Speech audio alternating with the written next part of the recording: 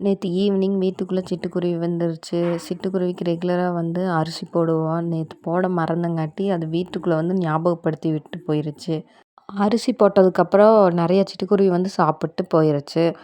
கொய்யா மரத்துல நல்லா கொய்யா காயெல்லாம் பிடிக்க ஆரம்பிச்சிருச்சு. ஃபர்ஸ்ட்டு பூவா இருந்தது. இப்ப நல்லா காய் வர ஆரம்பிச்சிருச்சு. இந்த மரத்துல தொலாவி ஒரு வழியா ஒரு கொய்யா பழத்த கண்டுபிடிச்சு, கொய்யா பழமாக போற ஒரு ஸ்டேஜ்ல ஒரு கொய்யா காய கண்டுபிடிச்சு சாப்பிட்டாச்சு.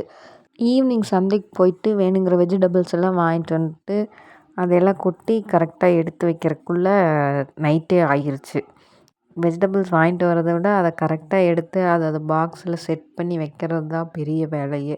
அதெல்லாம் பண்ணி முடிச்சுட்டு ஃப்ரிட்ஜில் எடுத்து எல்லாத்தையும் ஸ்டோர் பண்ணி வச்சாச்சு. நைட்டுக்கு சாப்பிட்றதுக்கு சாப்பாடு காலிஃப்ளவர் குழம்புன்னு தான் ரெடி பண்ணியிருந்தாங்க. எனக்கு காலிஃப்ளவர் குழம்புல மிளகா அரைச்சி ஊற்றுறதுக்கு முன்னாடி மஞ்சள் தண்ணியோடு எடுத்து வச்சா ரொம்ப பிடிக்கும். அதனால நான் சாப்பாடு காலிஃப்ளவர் மஞ்சள் தண்ணி குழம்பு சாப்பிட்டு தூங்க போயாச்சு.